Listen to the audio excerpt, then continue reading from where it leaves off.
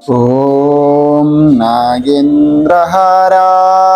त्रिलोचनाय भस्माङ्गरागाय महेश्वराय नित्याय शुद्धाय दिगम्बराय तस्मै नकाराय नमः शिवाय। यं ब्रह्मा वरुणेन्द्ररुद्रमरुता स्तुन्वन्ति दिव्यैस्तवैर्वेदैः साङ्गपदक्रमोपनिषदैर्गायन्ति यं सामगा। ध्यानावस्थितं तद्गतेन मनसा पश्यन्ति यं योगिनो यस्यान्तं न विदुषुरासुरगणा देवाय तस्मै नमः। श्रीमच्चन्दनचर्चितोज्ज्वलवपु शुक्लाम्बरा मल्लिका मालालङ्कृतकुण्डलप्रविलसन्मुक्तावले शोभिता सर्वज्ञाननिदानपुस्तकधरा रुद्राक्षमालाकरा वाग्देवी वदनाम्बुजे वसतु मे त्रैलोक्यमाता चिरम्। मुखं करोति वाचालं पङ्गुं लङ्घयते गिरिं यत्कृपातमहं वन्दे परमानन्दमाधवम्।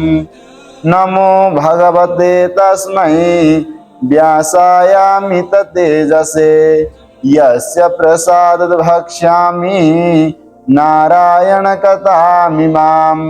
नारायणं नमस्कृत्य नरं चैव नरोत्तमं देवीं सरस्वतीं व्यासं ततो जयमुदीरये। अथ द्वादशोऽध्यायः। कुमारजी आज्ञा गर्नुहुन्छ हे अगस्त्य मुनि।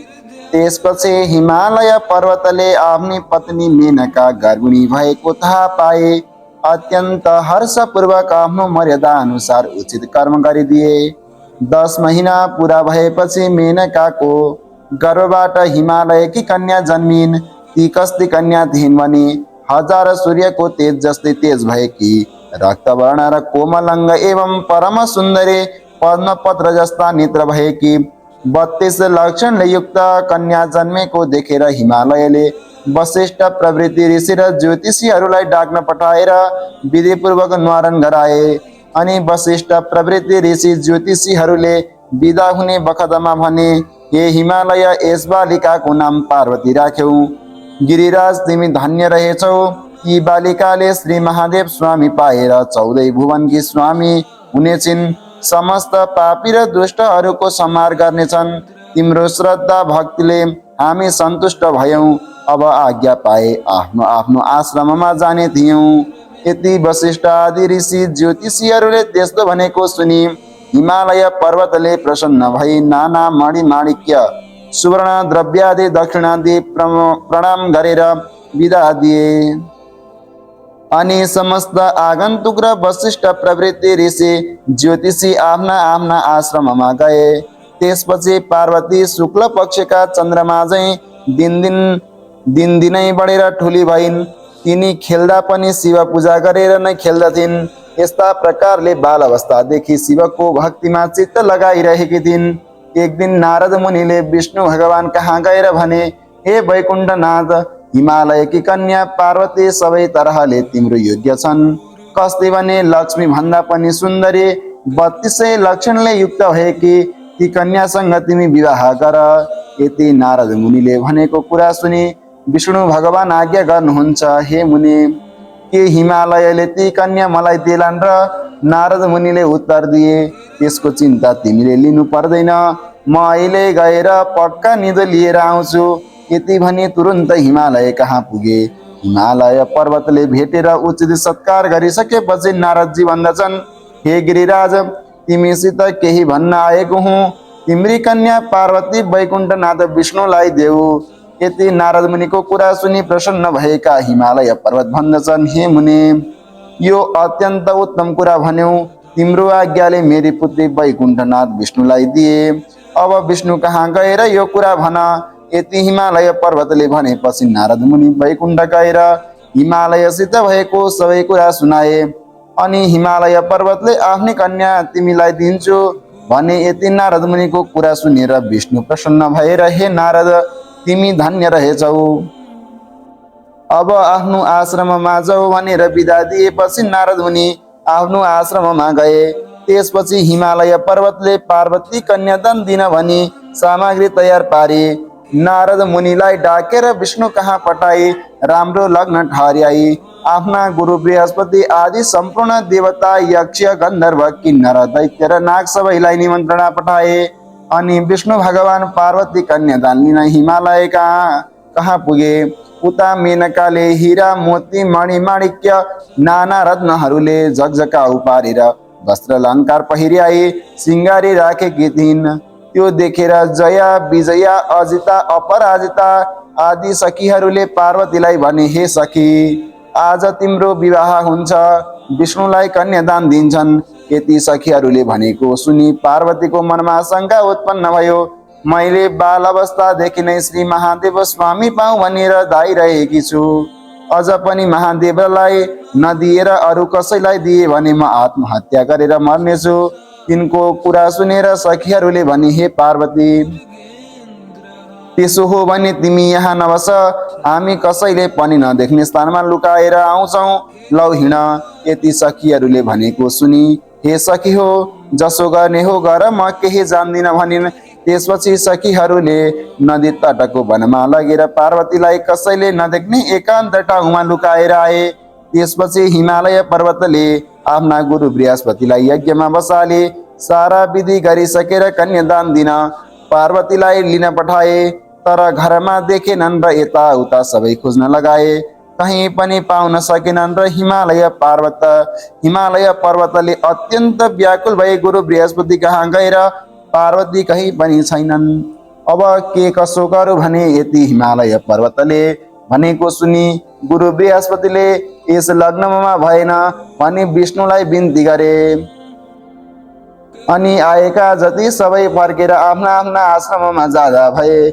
उता सखीहरूले पार्वतीलाई वनमा लुकाएर आएपछि पार्वतीले नदी तटमा बसेर बालुवा ल्याए। यसको पार्थिव शिवलिङ्ग बनाएर श्री महादेवको आराधना गर्न लागिन्। उसै बेला दुई दैत्य प्रघोष र दमघोष आएर पार्वतीको सौन्दर्यमा लोभिएर अनेक प्रकारका नराम्रा चेष्टा देखाउन लागे। तिनको चेष्टा देखेर पार्वतीलाई रिस उठ्यो र उनले हेर्नासाथ दुवै भस्म भए। अनि पार्वतीले बनाएको शिवलिङ्गबाट स्वयं महादेव प्रकट भई आफ्नो ज्योति स्वरूपको दर्शन दिनुभयो र हे पार्वती, तिमीले मेरो किन आराधना गरेकी? पार्वतीले बिन्ती गरिन्, हे जगदीश्वर, मैले बालक कालदेखि नै श्री महादेव स्वामी पाऊँ भनेर हजुरलाई धाइराखेकी छु। मेरा पिता हिमालय पर्वतले विष्णुलाई कन्या दिन लाग्दा भागेर यहाँ लुक्न आएकी हुँ। मदेखि प्रसन्न भई रक्षा गर, हे प्रभु, मेरो इच्छा पूर्ण गराऊ। पार्वतीको यस्तो प्रार्थना सुनेर महादेव आज्ञा गर्नुहुन्छ, हे पार्वती, तिम्रा माता पिताले कन्यादान नदी मैले तिमीलाई मेरी भन्न मिलेन। फेरि विष्णु आएर तिमीलाई जस्तो उपदेश दिन्नन् उसै माफिक गरे इच्छा पूर्ण हुनेछ। महादेवको यस्तो शिक्षा सुनेर पार्वतीले जो आज्ञा बनी साष्टाङ्ग प्रणाम गरिन्। अनि महादेव अन्तर्ध्यान हुनुभयो। त्यसपछि सखीहरू आएर पार्वती घर गइन्।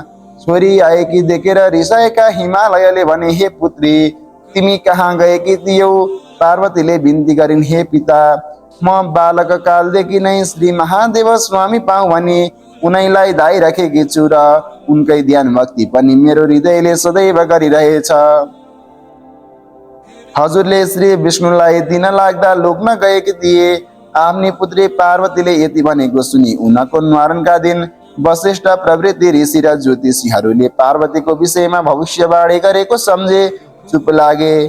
त्यसपछि पार्वतीले विष्णु कहिले आउलान् र श्री महादेव स्वामी पाउला भनी अनेक तीर्थ व्रत, दान, धर्म, जप, तप, नियम पालना गर्न लागिन्। फेरि निकै दिन बालुवाको शिवलिङ्ग बनाई पार्थिव पूजा पनि गरिन्। तिनको अडिग श्रद्धा एवं भक्तिभाव देखेर विष्णु भगवान गरुडमा चढे शङ्ख चक्र गदा पद्म धारण गरे पार्वतीको सामुन्ने आएर आज्ञा गर्नुभयो। हे पार्वती, तिमीले अनेक तीर्थ व्रत दान धर्म पूजा पाठ यज्ञ आदि गरेको देख्दा म अत्यन्त प्रसन्न भए। तिम्रो मनमा जे इच्छा छ सो वर माग, म दिन तयार छु। विष्णु भगवानले त्यस्तो आज्ञा भएको सुनि पार्वतीले बिन्ती गर्दछिन्, हे ईश्वर, हे परब्रह्म परमात्मा, मलाई केही वरदानको इच्छा छैन, केवल महादेव स्वामी प्राप्त हुने वरदान दिबक्सियोस्। पार्वतीको यस्तो प्रार्थना सुनि विष्णु भगवान आज्ञा गर्नुहुन्छ, हे पार्वती, तिमीले परिश्रम साथ गरेका यी तीर्थ व्रत दान धर्म व्रत उपवास भन्दा पनि एउटा अति उत्तम र गोप्य कुरा भन्दछु। तिमी एकचित्त भएर ध्यानपूर्वक सुन।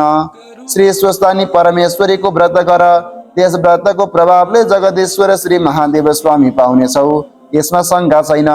श्री विष्णुले यति आज्ञा भएको सुनि पार्वतीले फेरि बिन्ती गरिन्, हे ईश्वर, त्यस व्रतको विधान के हो र त्यसमा के गर्नु पर्दछ यो सबै विस्तार पूर्वक आज्ञा गर्नुहोस्। पार्वतीको प्रार्थना सुनि विष्णु भगवान आज्ञा गर्नुहुन्छ, हे पार्वती, पौष शुक्ल पूर्णिमाको दिनदेखि व्रत आरम्भ गर्नु पर्दछ। एक दिन पहिले नै हात खुट्टाका नङ काटी स्नान गरेर पवित्र भए एक भक्त एक चित्त गरी नित्य मध्याह्न कालमा श्री महादेवको पूजा गर्नु र एक महिनासम्म अर्थात् माघ शुक्ल पूर्णिमाको दिन अष्टोत्तर 100 रोटी, अष्टोत्तर 100 अक्षता, अष्टोत्तर 100 बेली पुष्प, अष्टोत्तर 100 कुडका सुपारी, अष्टोत्तर 100 पान र जात जातका फलफुल नैवेद्य आदि सबै वस्तु तयार पारी आरसी तामाको थालीमा ओंकार लेखी गंगा जलले स्नान गराउनु र श्रीखण्ड रक्त चन्दन लगाए, पीताम्बर वस्त्र पहिराए, धूप दीप नैवेद्य कस्तुरी भेटी दक्षिणा चढाए, षोडशोपचारले वा पञ्चोपचारले पूजन गरिसके, स्तोत्र पाठ जप ध्यान गरिसकी अर्घ्य दिनु। अनि हे पार्वती, स्वस्तानी परमेश्वरी भनेकी कस्ती छन् भने अष्टासु च दलेष्वेव मातृका संस्थितास्तथा खड्गम त्रिशूलं चूर्ध्वं च अर्धे च वरमुदफलं चतुर्भुजां त्रिनेत्रां च सर्वालङ्कारभूषितं सुवर्णवत विकासाभा स्वस्थानी जगदीश्वरीम्। अष्टदल पद्ममा अष्टमातृका, त्यसमाथि खड्ग त्रिशूल र वरनिलोत्पल हातमा धारण गरेकी, 4 बाहु र 3 नेत्र भएकी, अनेक प्रकारका अलङ्कार पहिरेकी, अनेक आयुध लिएकी, पीतवर्ण भन्दा पनि अत्यन्त शोभयमान भएकी यस्ती श्री स्वस्तानी परमेश्वरीको ध्यान गरेर हे जगदीश्वरी भनी मनमनै उनीसित इच्छा भएको वरदान माग्नु। अनि प्रसाद झिकेर अष्टोत्तर 100 मा 8 रोटी, 8 अक्षता, 8 बेली पुष्प, 8 पान, 8 कुडका सुपारी सगुन समेत आफ्नो पतिलाई दिनु। पति नभए छोरालाई दिनु, छोरा नभए मृत छोरालाई दिनु र मृत छोरा पनि नभए जुन कामना वा इच्छाले व्रत गरेको छ त्यो मेरो फलानु कामना पूर्ण होस् भनेर गंगा जलमा बगाइदिनु। 100 रोटी आफूले फलाहार गर्नु, रातमा जागरण बसेर स्वस्तानीकै महिमा गान भजन कीर्तन गर्नु, सुन्नु वा सुनाउनु। यति गरेपछि अवश्य इच्छा पूर्ण हुनेछ, यसमा शङ्का छैन। हे पार्वती, स्वस्तानी परमेश्वरीको प्रसाद लिने बेलामा श्री महादेव तिम्रो सामु आफै प्रकट हुनुहुनेछ। तिम्रो श्रद्धा भक्ति देखेर म प्रसन्न भए। यति भनिसकेर तिमीले महादेव स्वामी पाए भने विष्णु भगवानले वरदान दिनुभयो। हे अगस्त्य मुनि, नारायण विष्णुले यति आज्ञा भएपछि पार्वतीले मनमा सन्तोष र आनन्द मान्दै श्रद्धा सहित विष्णुको पनि पूजा र प्रणाम गरिन्। यिनले पूजा गरिसकेपछि विष्णु भगवान विदा भएर गरुडमा चढे त्यहाँबाट अन्तर्ध्यान भई वैकुण्ठ धाममा जाँदा भए। जय जय जय श्री स्कंद पुराणे केदार खण्डे माघ महात्म्य श्री स्वस्तानी परमेश्वर्याया व्रतकथायां श्री विष्णु स्वस्तानी व्रतोपदेश वर्णनम नाम द्वादशोऽध्याय। हरि हरि हरये नमः। ओम उपनयतु मंगलम वः सकल जगन मंगलालय श्रीमान दीनकर किरण निबोधित नवनलिन दल निवेक्षण कृष्ण काले वर्षतु पर्जन्या पृथिवी सस्यशालिनी देशोऽयं क्षोभरहितो ब्राह्मणा सन्तु निर्भया अपुत्रः पुत्रिणः सन्तु पुत्रिणः सन्तु पौत्रिणः निर्धनः सदन सन्तु जीवन्तु शरदां शतम् तत्रैव गंगा यमुना च तत्र गोदावरी सिंधु सरस्वती च तीर्थानि सर्वाणि वसन्ति तत्र यत्र चित्तोद्धारकथा प्रसंग या कुन्देन्तु तुषारहार धवला या शुभ्रवस्त्रावृता या वीणा वरदण्ड मंडितकरा या श्वेत पद्मासना या ब्रह्मच्युत शंकर प्रविधिर्देवहि सदा वन्दिता सा मां पातु सरस्वती भगवती निशेषजाड्यापहा कायेन वाचा मनसेन्द्रियैर्वा बुद्ध्यात्मना वा प्रकृति स्वभावात् करोमि यद्यत् सकलं परस्मै नारायणायेति समर्पयामः नारायणायेति समर्पयेत् तत् ओमस्तु।